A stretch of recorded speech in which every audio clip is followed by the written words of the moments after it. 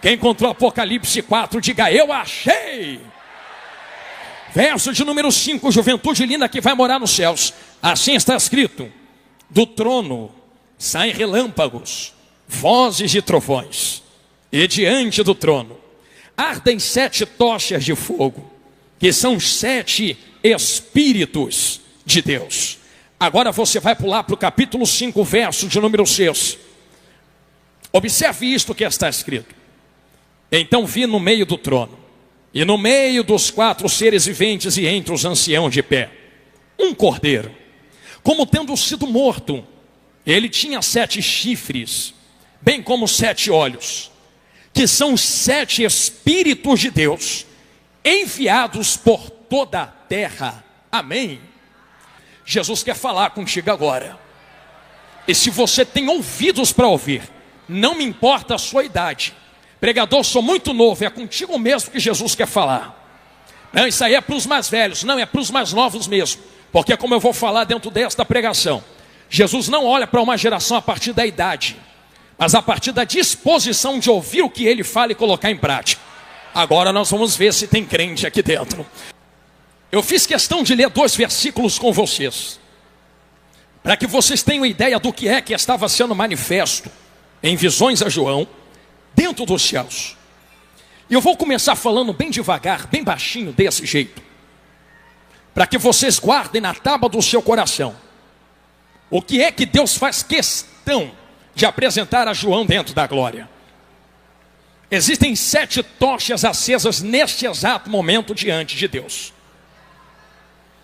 E a Bíblia é categórica em dizer em Apocalipse: estão acesas agora, sabendo que o Espírito Santo já havia descido em Atos 2. Isso tipifica que neste exato momento, enquanto vocês estão acesos aqui dentro da Assembleia de Deus Fama, dando glória para Deus, tem 7 tochas diante de Deus ardendo, fumegando, pegando fogo. Só tenta imaginar o ambiente e entra para dentro do céu comigo agora. Vocês atravessando os portões celestiais, andando em ruas como que de ouro, vendo anjos voando para cima e para baixo. De um lado você vê Miguel, do outro Gabriel. Você começa a ver os querubins e os serafins. Muitas mansões preparadas, como Jesus disse. Você olha um pouco mais à frente e vê o rio de águas vivas e cristalinas. Logo adiante você vê a árvore da vida. E a árvore da vida com suas folhas para a saúde das nações. Um pouco mais à frente você encontra um salão onde acontecem as bodas do Cordeiro. E então você começa a subir o santo monte de Sião, o santo monte de Deus. Através das pedras afogueadas, você se encontra com o próprio Deus em cima daquele monte. E você vê um trono. E em cima desse trono um ancião de muitos dias, como os profetas disseram. E aquele ancião tinha nas suas mãos, diz a Bíblia, um rolo. E você vê em volta dele 24 velhinhos. Eu dizia certa vez a uma amiga que quem tem contato com a glória nunca mais é o mesmo. Enquanto você vê os anciãos em torno dele, você começa a ver serafins voando. Os serafins têm 6 asas. Com 2 eles cobrem o rosto dizendo: não mereço olhar para isto. Com 2 eles cobrem os pés dizendo: eu não mereço estar aonde estou. E com 2 eles voam dizendo: eu não posso ficar parado diante desta glória. E enquanto eles estão se movendo, eles começam a entoar um louvor que todo mundo aqui conhece, da galeria nave da igreja: Santo, Santo, Santo, Santo, Santo. Só tenta imaginar um serafim olhando para outro e dizendo assim: pode parar de cantar, porque está escrito na Bíblia, clamavam uns aos outros, não para Deus. Tenta imaginar um serafim clamando no ouvido do outro e o outro dizendo: para de gritar no meu ouvido, rapaz. Pensa que eu sou surdo e Deus é surdo? Para de cantar que ele é santo. Só que imagina um serafim olhando para ele dizendo: problema é seu. Eu já vi a glória e não vou ficar calado. Santo, santo, santo. Como bom pentecostal, vou apertar um pouco esta tecla. Eles não se incomodam com quem está do lado, mas gritam e clamam para quem está do lado. Clamavam uns aos outros. Eu sei que tem gente que quando vê vocês adorando, marchando, pulando, olha para vocês e dizem assim: para que gritar tanto? Para que cantar tanto desse jeito? Pensa que Deus é surdo? eu tento imaginar como essas pessoas vão querer entrar nos céus. Porque quando elas chegarem nos céus, elas vão ter que ouvir os serafins cantando: Santo, Santo, Santo. Aí alguém vai dizer: pode parar, serafim, já entendi. O serafim vai olhar e dizer: problema é teu, quem mandou tu entrar aqui? Isso aqui já estava acontecendo muito tempo antes de você chegar. Santo, Santo, Santo. Se eu sou tu, começa a me acostumar com o barulho que tem na glória. Porque na glória tem movimento de serafins e anciãos, mas também tem esse barulho aqui, ó. Santo, Santo, Santo, Santo. Eu digo que os serafins estão gritando santo. Vou chegar lá onde vocês leram comigo. E a palavra serafins dentro da teologia, eu não estou com pressa de passar nisso. São seres incendiados, seres que pegam fogo, seres que carregam fogo. Para vocês que estão me olhando de olhos arregalados, eu falo isso com muita calma. Se um serafim entrasse aqui dentro agora, não sobrava um vivo aqui para contar a história. Tamanho poder e fogo que eles carregam em si mesmos. Porque são seres que carregam fogo e são seres de fogo. Você consegue entender a diferença? Que eles não são só feitos de fogo, mas carregam fogo. Então eles são feitos de fogo e carregam fogo. Feitos de fogo que carregam fogo. Feitos de fogo que carregam fogo. Se um serafim entra, se um feito de fogo que carrega fogo entra aqui, mata todo mundo que está aqui dentro. Não porque quer, é porque vocês não suportam o tamanho do fogo que está nele. Agora eu vi gente cantando aqui. Cantou comigo, cantou com a Aninha, cantou com pessoas antes dela, tenho certeza. E junto com meus amigos que ministraram, com certeza o pastor Renan. E com certeza vocês falaram: Deus, entra aqui dentro da Adefama. Que é mesmo que ele entra. Porque um anjo de fogo rebenta tudo. Imagina o próprio Deus. Não, vocês não suportariam. Deus não está inteiro aqui dentro da Assembleia de Deus Fama. Pastor, como é que eu estou sentindo ele então? Comecei. Isaías certa vez viu o que nós lemos em Apocalipse 4. No ano em que morreu Reusias. Eu vi o Senhor assentado sobre um alto e sublime trono. Estou pregando desse jeito, a voz está esquentando. E os serafins voavam, tinham 6 asas. Clamavam uns aos outros dizendo: Santo, Santo, Santo é o Senhor. Entendamos que teve uma ocasião dentro da Bíblia, teve um princípio cumprido dentro da Bíblia, para o Espírito Santo estar entre vocês. Fiz questão de ler o capítulo 5 também, porque assim está escrito 5. Então, vi no meio do trono. Quem ainda me ouve, diga glória a Deus. Então só vai comendo Bíblia. No meio do trono e dos 4 seres viventes, e entre os anciãos de pé, um cordeiro. Obrigado, profeta. Como tendo sido morto. Peraí, vocês conhecem quem é o cordeiro? Jesus grandão da Galileia. João está olhando para ele, varoa, e está vendo um cordeiro como tendo sido morto. Sabe o que é um cordeiro como tendo sido morto? João está olhando para ele dizendo assim: eu estou vendo as marcas.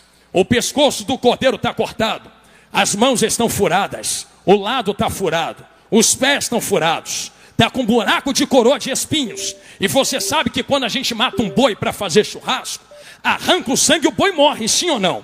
Só que João está olhando para o cordeiro dizendo assim: engraçado, se fizesse isso em qualquer cordeiro, estava morto. Só que fizeram com ele, ele está ali vivo, falando, respirando, ministrando, cheio de poder, cheio de glória. Pagou o preço, entrou aqui, sentou no trono. E não só isto, eu estou vendo que nele tem 7 chifres e também tem 7 olhos, que são 7 espíritos de Deus. Ele não está sozinho, tem 7 manifestações com ele. E o que é que João estava dizendo acerca dos 7 espíritos? Eu vou fazer uma volta no texto, volta aqui, e a gente começa a dar glória se tu quiser. O que João estava dizendo é que quando Jesus veio à terra, pisou na terra, ele não veio só para curar cego, não veio só para abrir olho de cego, não veio só para transformar água em vinho, não veio só para multiplicar pão. Ele fez isso para quem estava com ele pudesse acreditar que ele era quem ele dizia que era. Mas ele sempre foi categórico em dizer: é necessário que eu vá, para que o Pai vos envie outro Consolador. Só que antes de ele dizer isto, ele teve que entrar nas águas do Rio Jordão, jovem. E quando ele entrou nas águas do Rio Jordão, você lembra o que aconteceu? o céu abriu. Eu gostei do riso dele. O Espírito Santo desceu sobre ele. E desceu sobre, mas não voltou para a glória. Ficou com ele, a ponto de ele gritar assim: o Espírito do Senhor está sobre mim, para curar, libertar, levantar quem está caído. O que ele estava dizendo é: eu não estou sozinho na terra, porque nem eu que sou eu, diria Jesus, ando sozinho sem o Espírito. Eu que sou eu para fazer a obra de meu Pai, preciso do Espírito comigo. E você está aí dizendo que do jeito que está, tá bom? Não. Se nem Jesus andou sem o Espírito, quem é você para ter o direito de ficar vazio na presença dele? Não. Aqui hoje isto vai ser cancelado, porque Jesus tinha na própria vida, varou, que levantou a mão para dar glória, 7 manifestações do Espírito Santo. Eu sei que a gente muitas vezes ouve uma palavra e às vezes a gente é como micro-ondas, aperta um botão, pega fogo em tudo. Mas eu sou mais igual fogão a lenha. E já que sou mais igual fogão a lenha, e não estou preocupado de assoprar ainda essas lenhas, então quero que você comece a me ajudar a pregar, porque eu quero te ensinar algo antes da gente começar a adorar a Deus. Se são 7 espíritos, primeira coisa que a gente pensa, tá vendo? Não é só um Espírito Santo, tem 7 Espíritos Santos, mas não é isto. São 7 manifestações do Espírito Santo de Deus. Isaías no capítulo 11 só vai comendo e aprendendo. Ele vai dizer que 7 Espíritos de Deus: sabedoria, entendimento, conselho, fortaleza, conhecimento, piedade e temor. Quem tem o Espírito também tem suas 7 manifestações. Cristo tinha 7. Aonde nós encontramos isto dentro da Bíblia, pastor?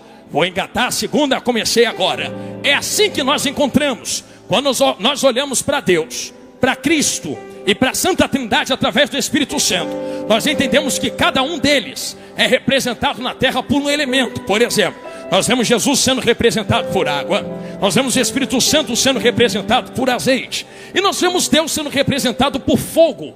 Todas as vezes que você vê fogo no Antigo Testamento, não é só fogo que queima, é fogo que manifesta o que Deus é, quem Deus é e o que Ele está fazendo. Querem ver só? 7 espíritos que se manifestam em 7 formas. Primeira manifestação: espírito de temor. Sabe aonde a gente encontra isto? Fogo no altar que consome. Em Levítico capítulo 6, cordeiro colocado sobre, lenha colocado no fogo. O fogo arderá continuamente sobre o altar e não se apagará, porque tem fogo que consome o que está em cima. Só que o que está em cima não é qualquer coisa. Quando eu pecava contra o meu Deus, sabe o que eu fazia, varão que está com a bandeira de Israel? Eu pegava o meu cordeiro, levava para o altar, botava a minha mão na cabeça do cordeiro, e o sacerdote dizia assim: Jonathan, quem era para morrer aqui no altar era você, você, você, você, você.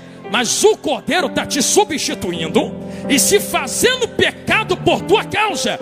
Então o cordeiro que está sobre o altar está se fazendo pecado por minha causa, e o fogo está consumindo aquilo que se fez pecado. É por isso que a Aninha cantou muito bem aqui: fogo que consome o pecado, espírito de temor. Só que tem um segundo fogo. Sabe qual é o segundo fogo que só vai comendo Bíblia? Entendimento. O entendimento é o fogo na sarça que conserva. É a sarça que Moisés está vendo, que arde, mas não se queima, que arde, mas não se consome, porque consumir é pecado. Agora, com o povo dele mesmo, ele conserva. É por isso que a gente olha a gente pegando fogo aqui dentro e entende que o fogo que pega quebra e destrói o pecado, mas a gente continua dando glória. Tenta fazer uma coisa lá fora. Quando o teu pai ou a tua mãe acender uma churrasqueira, se você pedir permissão a ele, pode dizer assim: papai, posso botar minha mão no fogo? Sabe o que ele vai falar? Bota não, porque senão você se queima. Porque o fogo tem uma propriedade, varoa: ele destrói as ligações químicas entre as moléculas e átomos. Só que olha o que está acontecendo com a sarça. Está pegando fogo, pegando fogo, pegando fogo. Só que esse fogo é diferente. Esse fogo não veio destruir ligações. Esse fogo veio conservar ligações, construir pontes. Isto é o conhecimento. Só que não só isto, também tem um terceiro. E o terceiro é piedade. Lembra do fogo no monte que testifica? É para quem gosta de Bíblia. Então segura a Bíblia aí. Moisés está debaixo olhando para cima do monte, varão, e ele está dizendo assim: estou vendo a glória de Deus. Só que a glória de Deus não se apresenta de qualquer jeito. Eu estou vendo a glória como um fogo que arde, um fogo que arde, um fogo que arde e testifica quem Deus é. Eu sei que vai doer o que eu vou falar para essa multidão, mas vai curar. Sabe o que aconteceu? Quando o fogo de Deus desceu no cume do monte, Moisés está dizendo que o monte começou a fumegar. E no original não é só fumegar, sair fumaça. É fazer isto aqui, ó. Olha para o pastor Jonathan Carlos. Isto aqui, ó. Aí eu entendi uma coisa que me constrange até hoje. Monte não tem mão para levantar. Monte não tem boca para cantar igual vocês têm. Monte não tem perna para pular e dar glória para ele. Monte nem vida tem. Mas até aquilo que não tem vida, quando recebe fogo, aí eu olho para essa multidão. Tu tem a boca que os montes não têm. Vocês adolescentes têm a perna e os braços que os montes não têm. Tu pode dar glória que muita coisa não pode. Então tu só não adora se você não quiser adorar aqui esta tarde. Estou sentindo Jesus aqui. Eu acabei de engatar a terceira. Volta para a segunda. Fogo que move e testifica. Só que não tem só esse. Também tem um quarto fogo. Fortaleza. Sabe qual é esse? Fogo na porta da tenda que guarda. Moisés entra para dentro da tenda para conversar com Deus. Uma coluna de fogo desce na porta. Quem está fora não entra. Quem está entra não sai. Quem tem fogo também guarda muita coisa dos mistérios de Deus do lado de dentro. Só que não só isso. Tem o quinto. Sabedoria. Coluna de fogo no deserto que guia o povo de Israel. Enquanto o povo está no deserto, não se perde, porque aquela coluna de fogo guiava de noite e ainda aquecia, dizendo: vai para a direita, vai para a esquerda, vai para frente, para agora. Sabedoria que guia. Só que não só isto, tem um sexto. Palavra. Jeremias disse: a tua palavra, ó Senhor, é como fogo que consome e lança labaredas. Sexta manifestação do Espírito, Espírito de conselho, palavra de Deus. Só que ainda tem a sétima. Cheguei aonde Jesus mandou, engata a terceira agora, que é fogo no templo que revela o que está escondido. Sabe aonde está esse fogo? 1 Samuel capítulo 3. Antes da lâmpada se apagar, que é o candelabro, Deus entra dentro do tabernáculo e diz: Samuel, Samuel, levanta que eu quero falar contigo, rapaz. Eu vou lançar uma palavra categórica aqui, que todo mundo aqui dentro da Assembleia de Deus Fama vai entender. Você entende o tempo que Samuel estava vivendo? Era um tempo terrível. E os meus amigos vão lembrar que eu falavam algo disso semana passada. É que Ofni e Finéias já estavam vivos. Vocês lembram como Ofni e Finéias faziam na porta do tabernáculo? Roubavam oferta que era de Deus e adulteravam na porta do tabernáculo. O povo olhava aquilo e dizia assim: para que eu vou adorar? Para que eu vou dar glória? Para que eu vou ofertar e cantar? Olha quanta coisa ruim tem gente fazendo por aí. E parece que Deus não faz nada. Parece que Deus não mata. Parece que Deus não vai lá pedir santidade. Não começou hoje. Lá em 1 Samuel 3, Ofni e Finéias já estavam roubando e adulterando. E Deus estava assim, ó, calado. Falo nada. Por que não fala? Porque Deus não muda uma geração apenas pelo pecado que muitos colocam diante dele. Porque se tem gente pecando, também tem gente querendo santidade no fogo de Deus. Deus vai mudar uma geração quando a lâmpada está se apagando dentro do tabernáculo. Por que Deus muda a geração quando a lâmpada se apaga? Porque é quebra de princípios. Deus exigiu em Êxodo capítulo 27: manda esse povo trazer azeite, coloca na lâmpada, porque o fogo não pode se apagar. Princípio. Quando uma geração quebra princípios, Deus descarta esta geração e diz: seu tempo acabou, quero chamar uma nova geração. E como eu gritava ontem em Brasília, eu grito aqui agora. Sei que vai doer para os adolescentes, crianças, jovens, e eu me incluo no meio, mas vai curar. Deus não olha uma geração pela idade que vocês têm. Eu sou a nova geração. Por quê? Porque eu sou nova. Tenho 12 anos, tenho 10 anos, tenho 15 anos. Deus não está nem aí para a tua idade. Tem gente anciã que Deus trata como uma nova geração. E tem gente novinha que Deus está tratando como uma geração velha e antiga. Por quê, pastor? Porque tem gente anciã que está mantendo a lâmpada acesa. E tem gente novinha que não tem mais uma gota de azeite para meter fogo na lâmpada.